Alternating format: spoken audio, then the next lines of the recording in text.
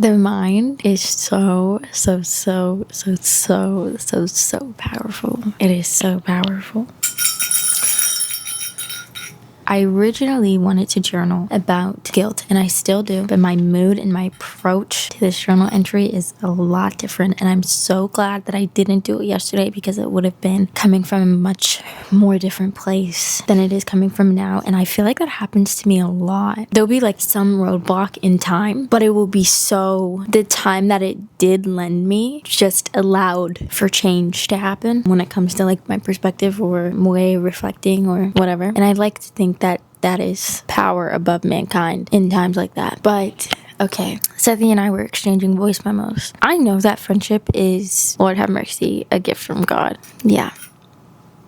He was talking to me yesterday on FaceTime, and he was expressing an insecurity, a flaw, I guess, or like an obstacle that he's trying to work through, a perspective he has on himself.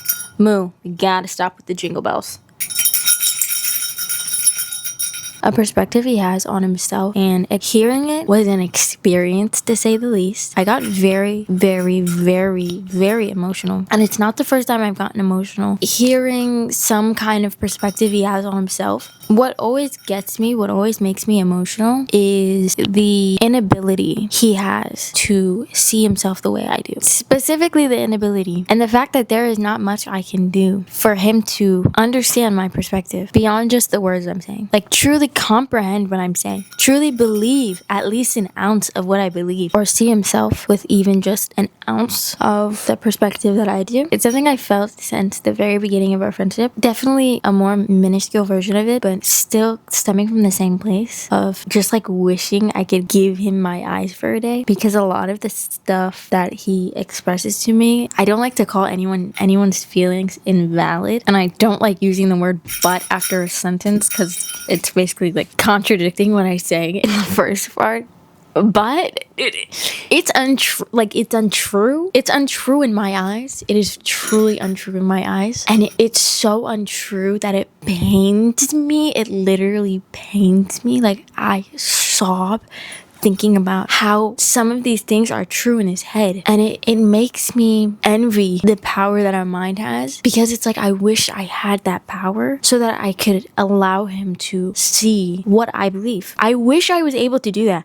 I wish I was able to convince him to that degree of what I believe I wish I was able to allow him to see my perspective and it be so convincing that he thinks it's literally true, that he thinks it is true.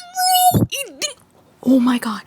It makes me like, I'm talking like sobbing yesterday on the phone. I had to stop myself. I was like, I need to gather myself. This is not cute, because you're telling me some stuff and now I'm making it about me because I'm crying. No, I don't want to be that kind of person, you know? But it's like, I get emotional. I do. I cry a lot. It is what it is. It is what it is. It's what I do. And it's just such an interesting experience. And it is a very interesting place to be, in the seat of someone trying to convince another person that what they believe is false. Like, it is a very interesting seat to be in. Like, I have to somehow convince you that you're lying to yourself. I have to somehow convince you that what I think is superior to what you think. And it's like, who am I? Who am I? You know, we are equals at the end of the day. Yes, our minds are different, but we're right here. We're right here. So who am I? And why would you believe me? I have to somehow convince you that despite that. Oh, what a lovely seat to be in. What a lovely seat to be in. And then at the end of the day, it's like, is it even my job? Is that a revelation you need to experience on your own, you know? But some things I can't. I can't just hear some things you're telling me and I just get it. We can't do that. No. I wanted to make an entry about guilt. I wanted to work on letting go of burdens that I carry that are out of my control. I think doing this will help me let go of a lot of unnecessary guilt. Guilt I shouldn't even be feeling. Shouldn't in the sense of, it is out of my control. Some things, this is my hand, this is the issue. Right there, okay? The issue is out of my hand, okay? The dilemma, the obstacle, the choice, the whatever it is not in my hand. Therefore, I cannot feel guilty for the outcome or the process or the path because I have no control over it. Honey, what are we feeling guilty about? No. Tell me, please. What? What is it? Huh? What is it? Please tell me. Make it make sense, huh? But that's the thing, like, it makes sense in my head. Why wouldn't I feel guilty about this thing? I have to separate the fact that I can feel bad about something. I can feel upset. I can feel sadness. I can feel all of these emotions and not place the blame on me. I have to keep those two things separate. It is out of my control. So many things are out of my control. And I'm sitting there making a voice memo for Sethi, telling him the same exact thing. Telling him that there are certain decisions that are not his to make. Telling him that he can't make decisions for other people. He can't make decisions for me. Telling him that so much of the pain and back and forth, so much of this heaviness that I'm feeling from him is coming from the fact that he's trying to control what he cannot control. And I'm saying it and I'm believing it. Believing it to the point where, like, no, this isn't the truth. This is fact. This is fact. Your mind is convincing you of these things. What an interesting seat for me to be in. What an interesting seat for me to tell him he must let go of what he is carrying that is out of his control. Moments like these, it's very similar to like nature, right? You've got to believe there's something more than man. You have to, I don't care what you call it. I don't care if you call it God. I don't care if you call it the universe. I don't give a damn. There's something bigger than me and everyone in this dirty earth. No. 'Cause no. A lot of what I sent him an hour-long voice memo, which is pretty normal for us.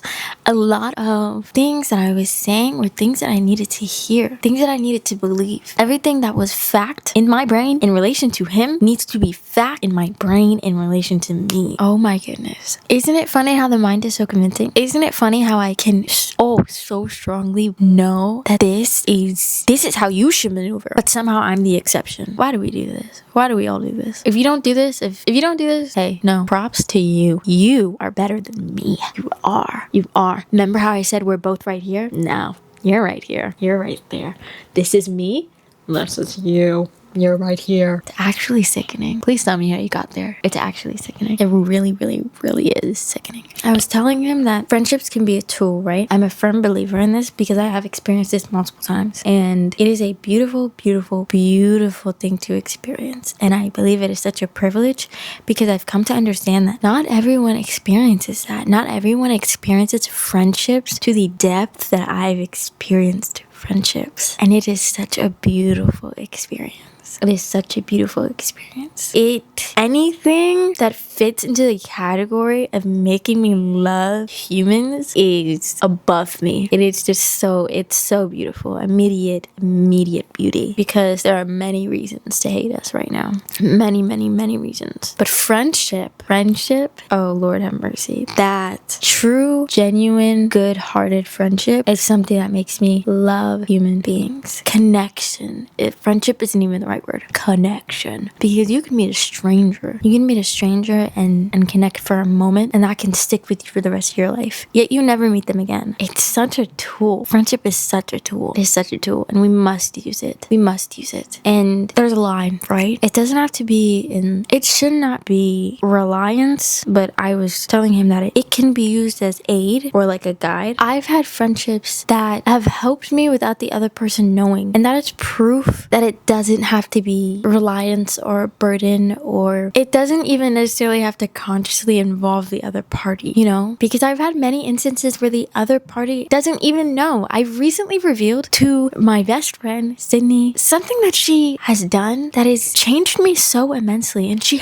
didn't know. She didn't know all these years. She did not know. I recently told her, and that is proof. That is proof that it doesn't have to feel like like this burden, you know? Even if they do consciously know, love defies that, in my opinion. And maybe it's unfair for me to say, maybe it's just my experience, I don't know, but I'd like to think that anyone who has experienced true genuine friendship or connection to the depths that I felt it can say that love will take away so many burdens when it comes to sacrifice. It will lessen the weight of so many things. And it's so hard to get someone else to believe that. It is so difficult. It is so difficult. And the experience I've had with how difficult it is to get someone else to believe it makes me so much more empathetic towards myself, and it allows me to give myself so much more grace. I was gonna come on here and I was gonna list all the things I felt guilty for and try to pinpoint exactly. I don't even know what I was gonna do.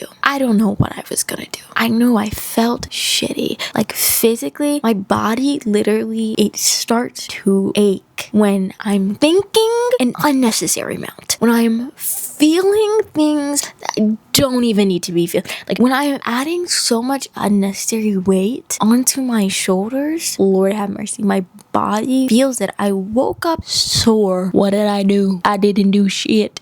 And I woke up sore?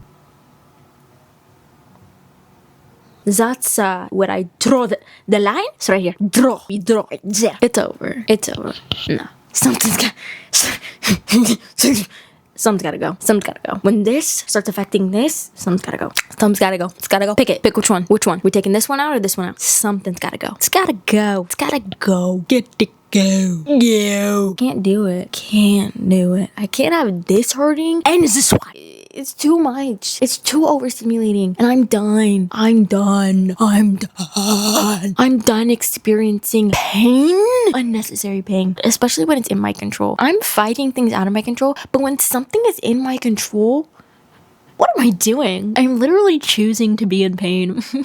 Like it's sickening.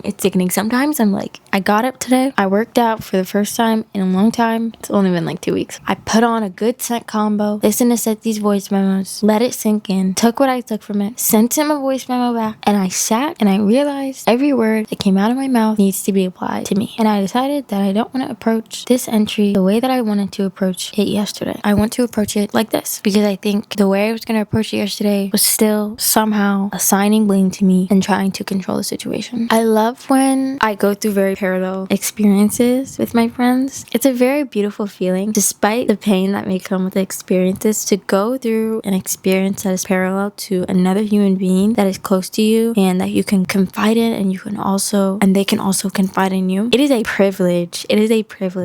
Oh my goodness, it is a privilege. It is such a privilege because you get to have experiences like this and you get to communicate with another existence, another being who has similar emotions to you, and it's validating, it's revealing, it's just a very comforting, warm feeling. Despite everything else that comes with it, it's a very comforting, warm feeling. I think it can bring you revelations that are much harder to come to on your own. Not impossible, but much harder, and will probably take a little bit more time. And I feel like don't hit the same.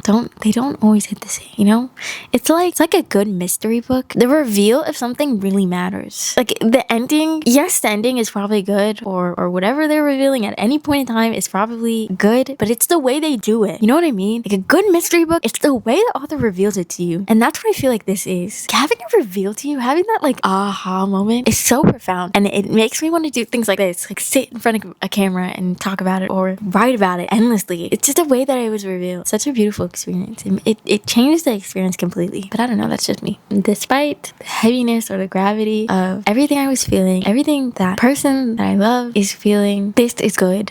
Which is also one of my favorite feelings. Being able to have a genuine smile on my face through hardships. That is also another privilege and one of my favorite feelings. To find like that one thing, or like to be able to step back and see the bigger picture. Oh yeah, I like that because it doesn't happen too often. But when it does, when it does, it's good. It really is good. It's another one of those things that's like nature where you're like, oh, this is bigger than you and me. That no, someone's looking at me and laughing. Someone's looking at me and they're like, yup, you know what I mean? Like, that's what it makes you feel like. December 9th, 9:34. It's a Tuesday, 2025. That was in a really bad order. I'm so sorry. I don't even know what to call this entry. I'll figure it out probably as I edit this. Yeah. Okay.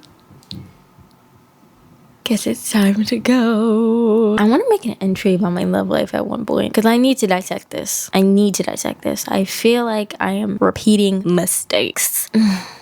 I'm fearing I'm repeating mistakes. It may not be a mistake. I don't know. But that's something I need to dissect within myself. But it's too much to put in one entry. Mom's calling me for dinner. We'll do that another day. Maybe tomorrow. I recently changed my desktop situation on my laptop. Currently still using my Air, just for context. Okay, do you want to see? Well, obviously you want to see. I didn't really have a good aesthetic on my desktop. Also, okay, this is also something I want to talk about. I've been like thinking about like how much dilly-dally should I put in these entries? Because I didn't necessarily like put too much fluffy stuff in my other folders, like my 20 folder and my 21 folder. But I'm thinking the perks of doing video entries for this year is the fact that I can easily put fluffy stuff. It's not as like much of an effort because speaking out loud is not like writing it. You know, like I can do things like show you my home screen. You know, like I can do that. So yeah. Okay. Anyways, she's super cute. I have a picture of Nate and I. This is the dog album. It changes every minute. This is like a time setting type of situation going on, and that's me and Cindy and Moo in the background. This is the weather. It plays videos and live photos and stuff. It plays videos. It just constantly plays videos, which is so cool. I think that's so adorable. There's a music player under that. Here, guess what this big thing is? It's a mirror. This is like a sticky note type of situation going on. This is another one. This big one I'm gonna use more for like certain things I just want to get down, and then this is a to-do list. This is a memory game right here. Also, can you see my big fat mouse? Isn't that so cute? This is a memory game. These are like a bunch of apps. I most use apps, I'd say. And you wouldn't believe what this button does. Hold on. You wouldn't believe what this button does.